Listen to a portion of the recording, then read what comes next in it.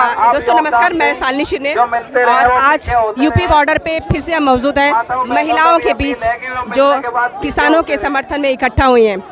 किसी भी आंदोलन में हमेशा से देखे हैं आप कि महिलाओं का पूरा योगदान रहा है, तो आज फिर से दोबारा यूपी बॉर्डर पे जिस तरह जन सैलाब है देखा जा सकता है कि किस तरह लोग जो है दोबारा से इस आंदोलन को समर्थन दे रहे हैं और साथ में हमारी महिलाएं भी उसी तरह जो है यहाँ पे उपस्थित हैं, अपना समर्थन दे रही हैं। तो हमारे साथ अलका जी हैं, अलका जी से बात करते हैं कि कल जिस तरह हम देख रहे थे कि यहाँ किस तरह शांति छाई हुई थी और आज फिर जो है दोबारा से जन सैलाब है।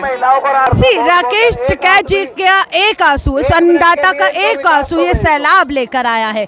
ये सरकार को सत्ता जो अहंकार और जिद में से समझ जाना चाहिए, है ना। ले लीजिए कदम अपने पीछे, वही पेड़ झुकता है जिसपे फल लगे होते हैं, है ना। कहते हैं अकड़ तो मुर्दों में होती है। तो प्रधानमंत्री जी को भी कहेंगे बड़ा हृदय करिए, अन्नदाता को सुनिए। 176 कुर्बानियां किसान दे चुका है। ठंड में खुले माहौल में उनकी एक तपस्या चल रही थी जिसे भंग करने की एक षड्यंत्र के तहत 26 जनवरी को कोशिश की, देश शर्मसार हुआ। दीप सिंधु गिरफ्तार क्यों नहीं हुआ, देश पूछ रहा है।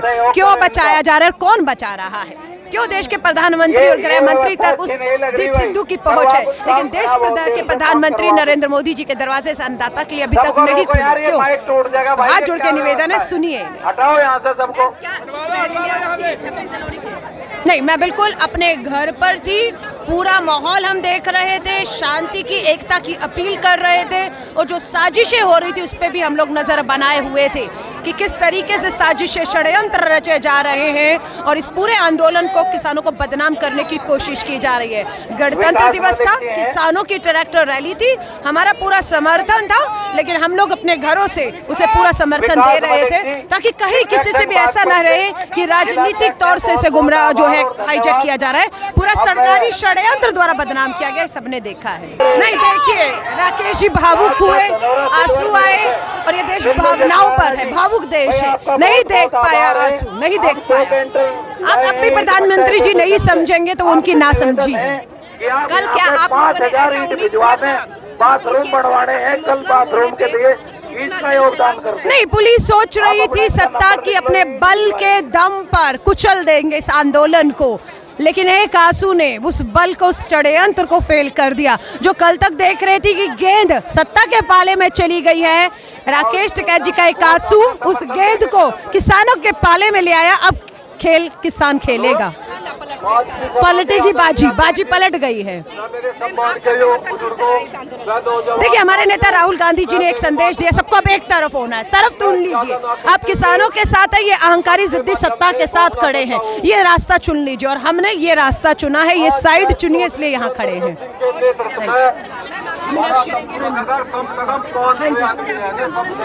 मैं शुरू से जुड़ी हुई हूँ, पहले दिन से ही मैं इस आंदोलन से, मेरा पूरा परिवार जुड़ा हुआ है। मैं किसान की बेटी हूँ और कल इतना मन दुखा कि किसान की पगड़ी को उछालने का काम इस गवर्नमेंट ने किया।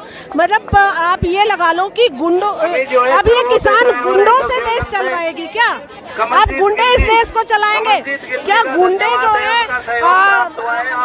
जो शांतिपूर्वक जो एक आंदोलन चल रहा है, आप गुंडे इसको दबाने का काम करेंगे। तो इसमें जो है इसको कुचलने का काम किया गया है, लेकिन ये इतनी आसानी से, क्योंकि ये जनता की आवाज़ है, किसान की आवाज़ है, अन्नदाता की आवाज़ है और अन्नदाता जो सबको खाने के लिए देता है वही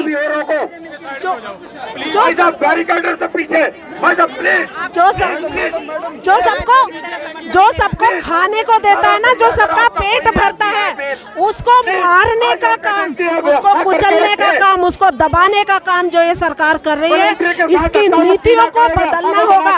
अपनी नीतियों को इसको बदलना होगा, ये इसके हित में होगा अगर ये अपनी नीतियां बदलते हैं तो। और अगर नहीं बदलते हैं तो इनको एक ना एक दिन मुंह की खानी होगी। आज महिलाएं दिखा दो, आप चारों तरफ महिलाएं भी घर से निकल के भारी संख्या में आज अपने टिकैत भाइयों के साथ, टिकैत भाई के साथ आ चुकी है। आपको उम्मीद थी कि आज इस तरह लोग समर्थन में इकट्ठा होंगे? हाँ बिल्कुल उम्मीद थी, क्योंकि हम जानते हैं, अपनी एकता एकता हमें पता है, एकता में बल है, ये पब्लिक जानती है। थोड़ा सा भूल गई थी लेकिन सब जाग गए। जो कल की घटना थी, जो कल का घटना कृत्य था, वो बहुत ही घृणित था, बहुत घृणित था। उसने लोगों के मान सम्मान पे चोट पहुंचाई, लोगों की आत्मा पे चोट पहुंचाने का काम किया। मैम आपका नाम और कहाँ से है? मेरा नाम मनीषा चौधरी है और मैं हूँ मेरठ से, लेकिन यहीं रहती हूँ गाजियाबाद में। मैं लगातार इस आंदोलन में देख रही हूँ कि डेली यहाँ पे रहती हैं। बिल्कुल। आप लोगों का समर्थन किस तरह है टिकैत जी को? पूरी तरह से तन मन और धन से हम पूरे टिकैत भाई के साथ हैं और साथ रहेंगे जब तक हमारी ये 3 मांगे पूरी नहीं हो जाएंगी और एमएसपी पे कानून की गारंटी नहीं दे देगी सरकार, तब तक हम साथ रहेंगे। और कल जो घिनौनी हरकत की है ना इस सरकार ने, कल जो घिनौनी हरकत इस सरकार ने की है और जो दमन करने की कोशिश की है हमारे आंदोलन को कुचलने की, वो तो हम कभी भी नहीं होने देंगे। अरे हम तो 26 जनवरी के बाद 2-4 दिन के लिए लोग ये सोच रहे थे, क्योंकि बहुत थके हुए थे उस तैयारियों में कि थोड़ा रेस्ट करके आएंगे। हम लोग 2 दिन घर में क्या रुके, इन लोगों ने तो ये दमन करने की नीति अपना ली। ये दमनकारी नीति किसी सरकार की नहीं चलेगी और किसान सारा साथ है। और ये हम पहले से शुरू से कह रहे हैं, किसान ही नहीं, ये जन आंदोलन है, इसमें सारा जनमानस जो है हमारे साथ है, किसान के साथ है। और इतना आसान नहीं है। कल जब एक आंसू निकला ना किसान भाई के जो है टिकैत भाई की आंखों से, तो लाखों आंखें रो रही थी रात में और हम पूरी रात सोए नहीं और किसी के घर में कल खाना नहीं बना, मातम जैसी स्थिति थी। हम वेट कर रहे थे कि कैसे भी दिन निकले, क्योंकि हम लोगों को मना किया गया था कि महिलाएं सुबह आ जाना। हमारे किसान भाई तो रात में ही चल दिए थे, रात में ही पहुंच गए। हम लोग बस कैसे कैसे करके हमने रात निकाल ली और सुबह हम यहाँ पहुंच गए हैं टिकैत भाई के समर्थन में और अपने आंदोलन को हमने संभाल लिया और अब यह आंदोलन चलेगा ऐसे ही। मैं नोएडा से हूँ, उर्मिला चौधरी। धन्यवाद। मैं इस आंदोलन में नहीं, मैं किसान की बेटी हूँ। मेरे नस नस में किसान का खून है। मैं चौधरी हूँ और चौधरी की बजाय एक किसान की बेटी हूँ। जो भी हमारे भाई के साथ कल हुआ, ये 26 जनवरी में किसानों ने नहीं किया और ना ही किसान कभी ऐसा गलत कर सकते। ये एक बहुत बड़ी साजिश थी जो ये किसानों के साथ गेम खेला गया। किसान कभी गलत नहीं कर सकते। हमारी किसानों की कोई सरकार से लड़ाई नहीं, हमारी लड़ाई हम अपने लिए मांग रहे, किसी का कोई भीख नहीं मांग रहे, हम सिर्फ अपना अधिकार मांग रहे। किसान को क्या कष्ट है बताइए आप। मैम कल आप लोग यहाँ पे नहीं थे? कल मैं यहाँ पे नहीं थी, मैं इधर उधर लोगों को मैसेज दे रही थी और इकट्ठा कर रही थी कि हमारे साथ धन्यवाद और आभार बहुत बता। मैं कल लोगों के बीच में गई और इधर उधर सबको मैसेज दिया कि हमारे भाई के आंसू बेकार नहीं जाएंगे। हम लोग ना रात सो रहे ना दिन सो रहे, हम यहाँ पे एक एक खून का कतरा अपना बहा देंगे, एक एक कतरा खून का बहा देंगे अपना, लेकिन अपने भाई को आँच नहीं आने देंगे, चौधरी टिकैत को आँच नहीं आने देंगे।